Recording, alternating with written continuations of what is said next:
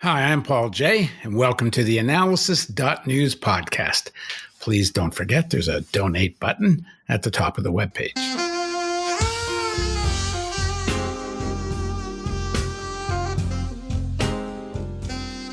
We are recording this podcast 3 days before the November 3rd election.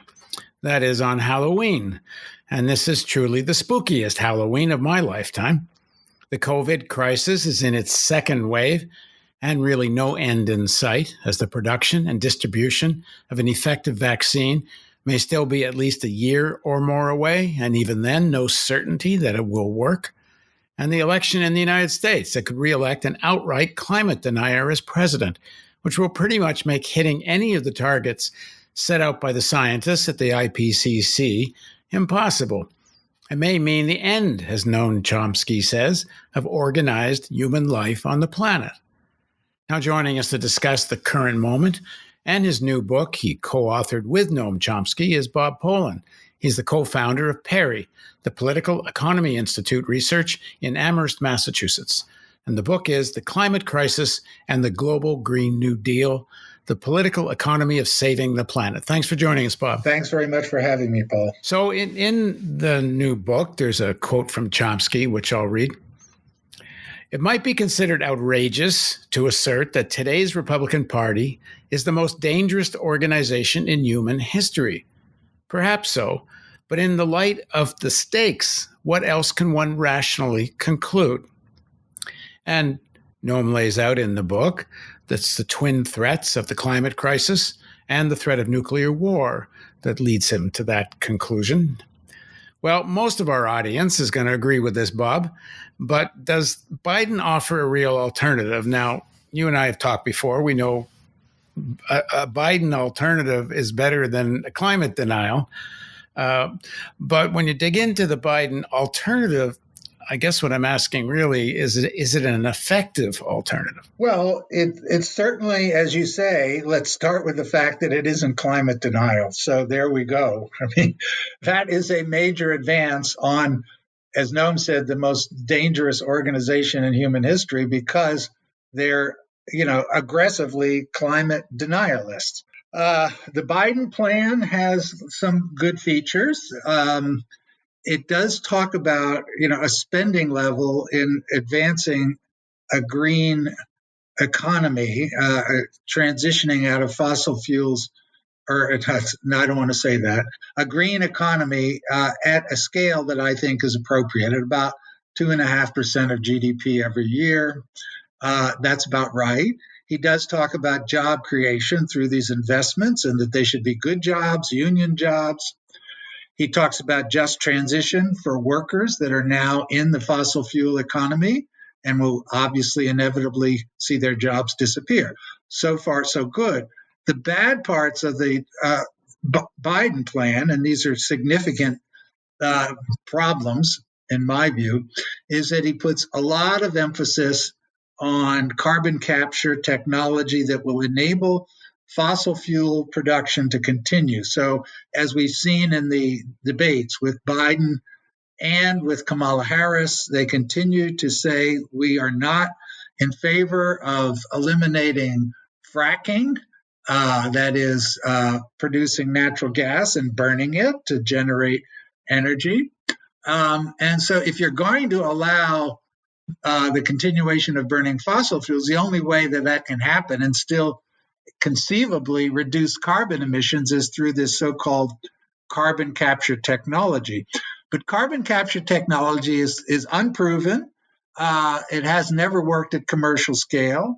Even if we can get there in 20 or 30 years, we need to reduce emissions in 10 years dramatically. And so the carbon capture technology, in my view, is certainly not a solution, not over the next 20 years. And unfortunately, therefore, the Biden program, which emphasizes this so heavily, more so even than solar power, wind power, high efficiency, has major problems that we have to fight against.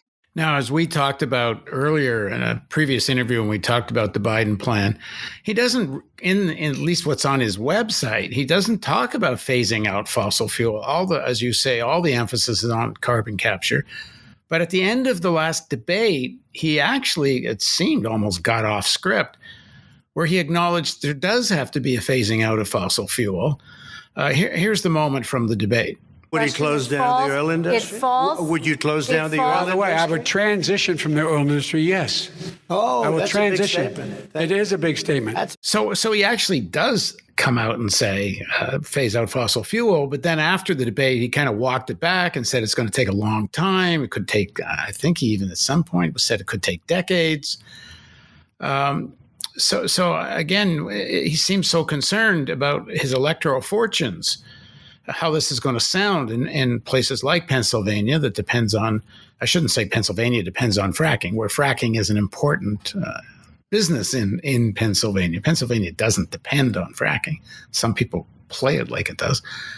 But that said, what I don't understand is why he doesn't hammer the issue of just transition, which I know you've done a lot of work on. Why isn't he hammering that there's no reason why workers in the fossil fuel industry should be the ones that bear the burden for something that's developed, you could say for the benefit. These days, I'm not so sure benefit's the right word for fossil fuel, but anyway, has been made use of by the whole society. So there's no reason why workers that work in this industry shouldn't be paid to transition to other kinds of jobs. I don't. Do you get it? I don't get why he's not hammering this. Well, I get it. I mean, if I think in terms of being a mainstream politician, trying to get elected, it doesn't mean it's right, and it doesn't mean he couldn't have come up with a much better approach. It would have been much more forceful. But I just did a study for the state of Pennsylvania, commissioned by labor groups and environmental groups in the state, on exactly this issue. And, basically, if we look at oil and gas extraction and support activities in the state of Pennsylvania, there's less than 30,000 jobs in total. And that's in a labor force of over 6 million people. So that's 0.5% of employment in the state. And then if we allow that, of course, we're not going to shut down the industry in 1 year. We're going to phase it out over, say, 20 years. Now, we're looking at something like, 1,000 jobs per year that are going to be lost, and we have to find new employment for these 1,000 people. This is easy to do. And so what we estimate in our study, we say, look, for these 1,000 people a year, let's say we guarantee them a new job. Let's say we guarantee that the wage for the new job is going to be equal to the old job.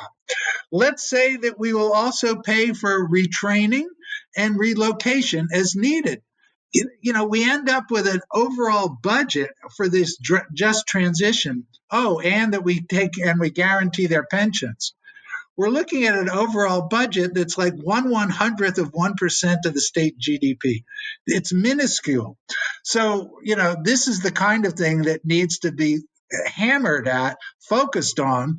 And, if Biden gets elected, hopefully these kinds of this evidence, this kind of program is going to filter into what the Democrats are going to be advancing. And given the urgency of the issue, and if 20 years is too long and so on, it's a pittance of money if you pay every single one of those workers a full wage until they have another job. I mean, given what the Fed is churning out in money right now, this is not even a fraction of what's being put in. It's nothing. The Fed since March.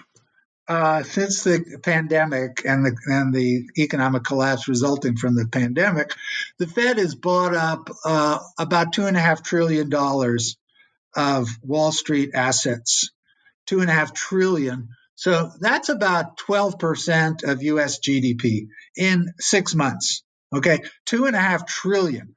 For the state of Pennsylvania, if we were to give everybody as I said, if we're talking about the 1,000 workers or double it, let's say it's 2,000, let's say it's 3,000. We're looking at, let's say it's all of them. Okay, let's say it's all of them. We're looking at maybe, I've done it year to year to year to year.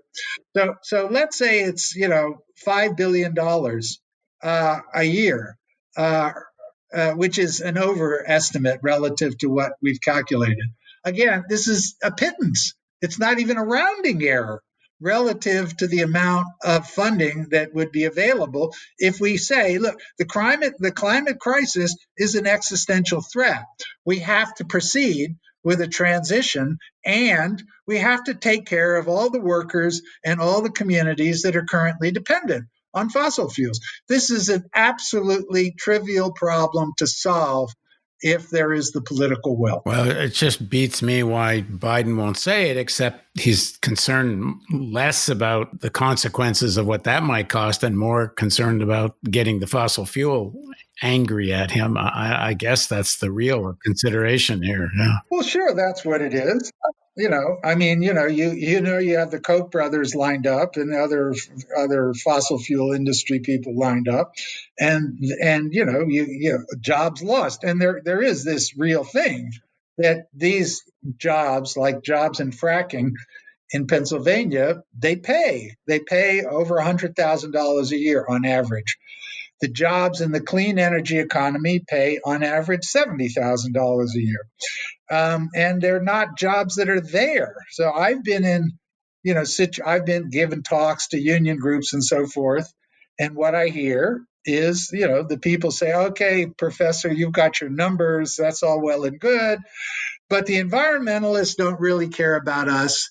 And so these fracking jobs that we have, they're real. There's money in our pockets now.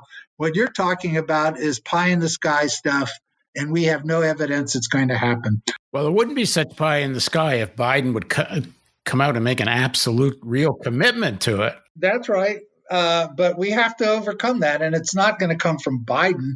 It has to come from movement activity, and that's the kind of work that these groups are doing, like Labor Network for Sustainability, and the groups I'm working with in Appalachia, such as the Keystone Research Institute and, the Reimagine Appalachia. These are great groups, important groups, and they're the ones that are making the case.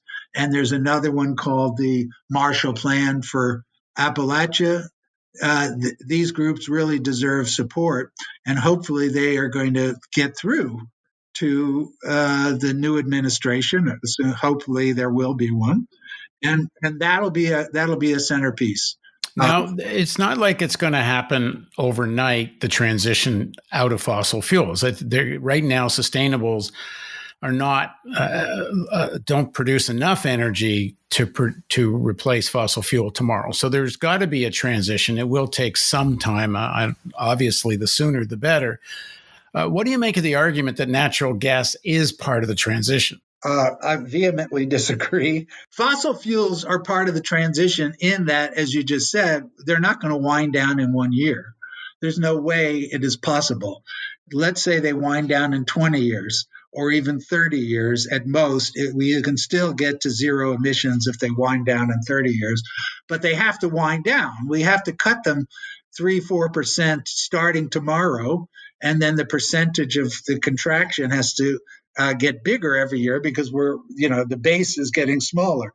So they have to wind down. We can't build up new fracking operations or new natural gas operations. The argument for natural gas as a so-called bridge fuel has two features. Number one, when you burn natural gas, it reduces emissions relative to burning coal. Okay, that much is true. But it still generates emissions. And if you need to get to zero emissions, that means you can't burn natural gas any more than you can burn coal. And the second argument about natural gas is that, yes, we have under fracking, it can be done really cheaply and we'll have low prices. And fracking is cheaper than the traditional technology for extracting natural gas. It doesn't mean it's any cleaner. And so that we have to stop, we have to wind down the operations that we have. And if you allow investments in new fracking and new natural gas, those guys aren't going away in 5 years. These things are going to last for 30 years, 40 years. That will never hit the emission reduction target if that's the commitment to natural gas. So here's the rub. It seems pretty obvious that the market mechanisms alone, the market on its own, even government sort of triggered market mechanisms aren't going to get us there, certainly not soon enough. But the other side of it is we ain't getting to some kind of new economic, political, social system, socialism, or whatever you want to call it, in time either. Chomsky writes in your book, dismantling capitalism is impossible within the time frame necessary for taking urgent action, which requires a major national, indeed international mobilization if severe crisis is to be averted.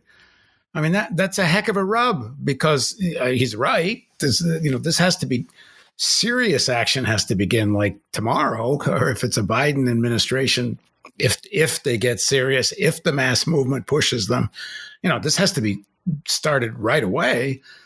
But capitalism and the power of the financial sector, which is heavily invested in fossil fuels, they ain't getting dismantled anytime soon either. So here's the thing: if we want to think about an entirely different economic and social system that we want to call socialism, of course, it's not going to happen in 10 years and 20 years, much as we may want it to happen, and at least not in the United States, anyway. Yeah, but it's easy to envision a dramatically different variant of capitalism that would be defending the future of the planet and advancing a much more egalitarian project relative to our current neoliberal, dominance. And here's some simple things that we can think about that are realistic and would also move us dramatically in the right direction. If we say, for example, under Biden, if we say that we impose a regulation that every single utility that generates electricity has to cut its CO2 emissions by 5% per year, let's say, by 5% per year, realistic. And if they don't do it, the CEO goes to jail. They will cut emissions 5% per year. Or we say the CEO goes to jail and they pay a $50 million fine. The CEO will figure out a way to cut emissions by 5%. That will transform the energy market because we have the capacity to build up clean energy, solar, wind especially. Solar and wind right now are at cost parity or cheaper than fossil fuels. We just have to build them up. So you can build them up very, very rapidly. It will be within capitalism. There will be opportunities within capitalism for new types of small businesses to form.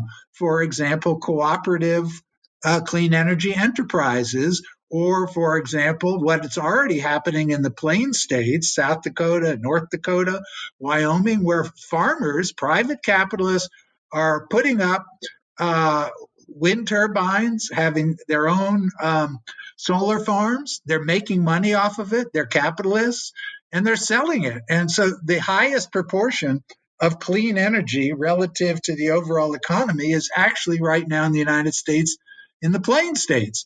And this is within capitalism. So these are things that can start happening immediately at large scale. I mean, I think a lot of the left, the socialist left, and really have to accept, if some haven't, maybe some have, but have to accept this is going to have to happen within capitalism or ain't going to happen fast enough. So that really is going to require a mass movement that really forces the case. But it also is going to require some sections of the elites to take this all more seriously. It seems to be starting a little bit. I mean, you see, in the financial sector, a more serious recognition that it's a crisis. I don't think any of the solutions they want to go to are serious. But I was struck by something in your book. And I'm going to read a quote. You're talking about a mainstream, a prominent orthodox economist. And you write this: the fact that the single most prominent orthodox economist in the world working on climate change considers the risks from 4 degrees centigrade. That's 4. I mean, the world starts to get unlivable at 3. Anyway, you go on. The risk from 4 degrees centigrade of warming to be, quote, optimal tells us everything about the bankrupt state of orthodox economics. You're telling me there's serious, quote unquote, economists that think 4 degrees is a livable planet? I'm telling you more specifically that William Nordhaus, that's who I'm quoting there, who won the Nobel Prize in economics 2 years ago. And what I'm quoting from is Nordhaus's actual Nobel Prize lecture in 2018, December 2018, that he gave this lecture only 2 months after the Intergovernmental Panel on Climate Change said that we have to stabilize the global average mean temperature at 1.5 degrees above pre-industrial levels, or else we face dire consequences. Nordhaus, the Nobel Prize winner in economics, says 4 degrees is optimal. So, yeah, I mean, this is insanity. And this is not some crazy right-wing hack on Fox News. This is William Nordhaus, Yale University, Nobel laureate, 2018 in economics. But he's not a climate scientist. He's not a climate scientist, and neither am I. And so we have to rely on climate science. And so I don't know which climate scientist Nordhaus is listening to. I'm willing to accept whatever the IPCC, as we know, the IPCC is not a research organization. They gather the research and they synthesize and they put out what they think is mainstream perspectives. And you know what? Maybe the mainstream is wrong. We know a lot of mainstream research on a lot of subjects is wrong, but let's say, 98% of climate scientists will accept the broad parameters of what comes out of the IPCC. And by their 2018 report, October, they said we have to get to 45% reduction in emissions by 2030 and net zero by 2050 to stabilize at 1.5 degrees above pre-industrial levels. That's their overall conclusion. So I'm willing to go with that. And some people have criticized me and saying, well, that's too slow. The IPCC is too conservative. Maybe they are, but okay, let's take that one. But then we have Nordhaus, the only Nobel Prize winner in economics, by the way, who has won based on his work on exactly climate science. And his Nobel lecture says, let's get to 4 degrees and stabilize there, and that's optimal. Crazy. What does he mean by optimal? I mean, the models I've seen from whether it's Stern, who used to be the chief economist at the World Bank, or you go IPCC and so many other scientists, 4 degrees, most of the southern hemisphere is not livable. I mean, millions and millions of people heading north. I mean, what? Well, you'll have to ask Nordhaus. I mean, read his Nobel lecture. It's right there. I mean, to be fair, he says, okay, we get to a 2 degree warming by 2050. He says, let's get there by 2050. But then he says, okay, we can keep going. And so by 2150, we're at 4 degrees and we stabilize it. And the reason he says it's optimal is because he actually is saying that the costs of climate change going up to 4 degrees, they're not that bad. That's what William Nordhaus says. It's insanity, but he got the Nobel Prize.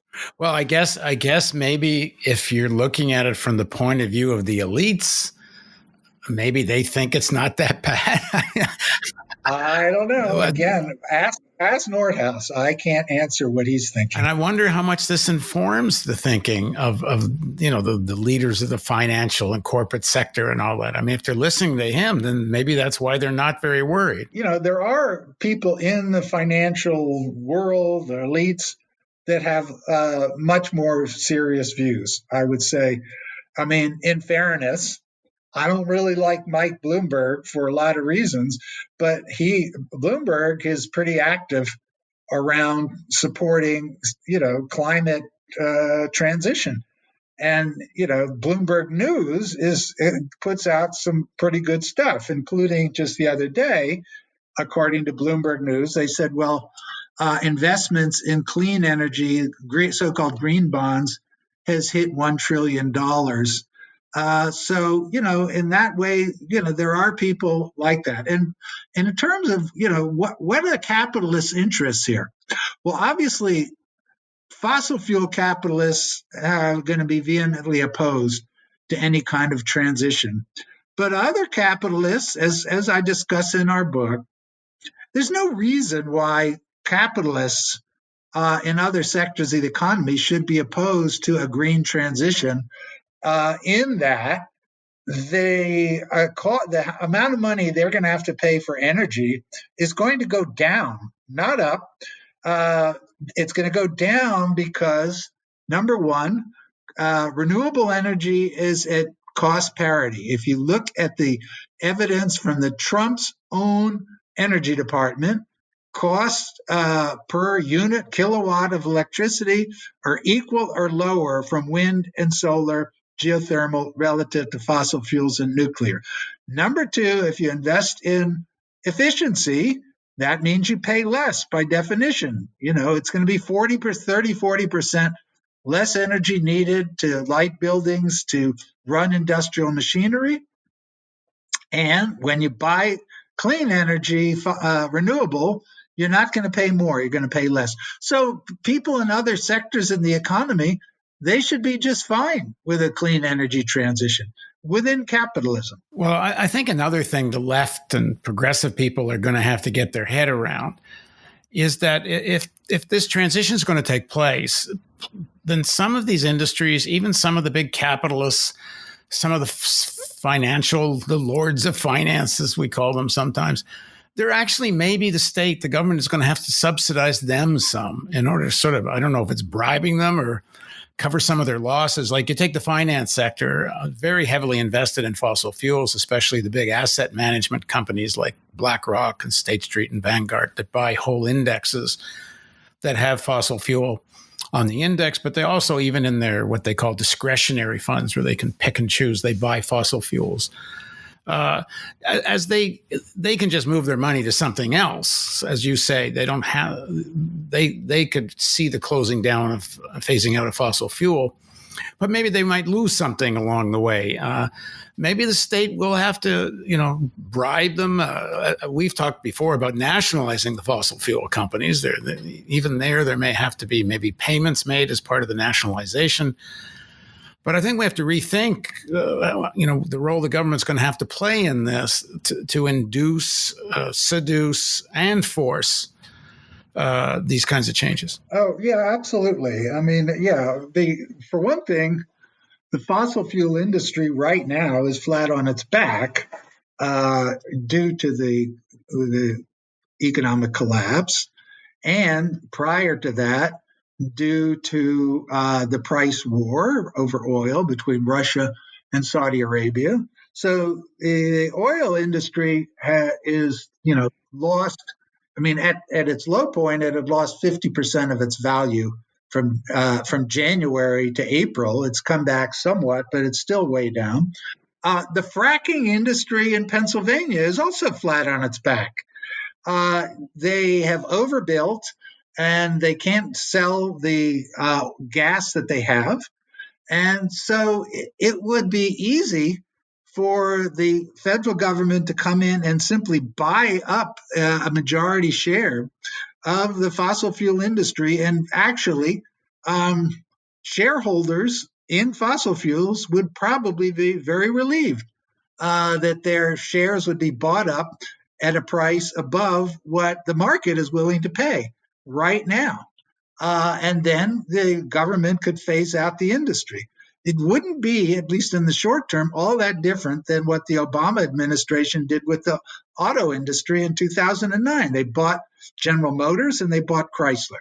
Now, yes, the Obama administration sold those companies back to the market after a few years of stabilization. But in this case, the government could come in and buy it and not sell it back, but phase it out.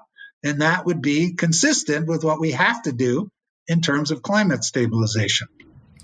All right. Well, none of this happens if Trump wins on November 3rd. But let's assume he doesn't, and there is a Biden administration. And as I've said in something I wrote recently, at least there's a conversation about what's effective if there's a Biden administration. It's not that it's going to be some slam dunk that there's going to be an effective climate policy, but there's space for a mass movement to organize, and there's a hopefully real possibility of pressuring an administration that at least acknowledges the severity of the crisis. So we're going to do another part or two of this interview, and we're going to dig into more. So if there is a Biden administration, what should its policy look like? What does an effective Green New Deal look like in Bob Pollin's point of view? What is it that people should be pushing this administration to do? So thanks, Bob. Okay, thanks. And thank you for joining us. And please join us for the other parts on the theAnalysis.news podcast.